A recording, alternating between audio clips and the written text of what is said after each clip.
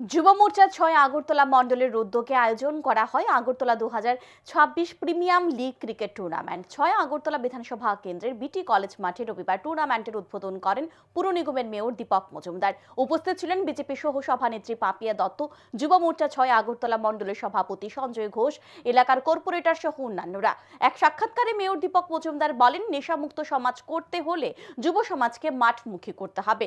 যুব সমাজ সক্রিয়ভাবে মাঠমুখী হলে তবে এই ধরনের টুর্নামেন্টের আয়োজন সার্থক হবে।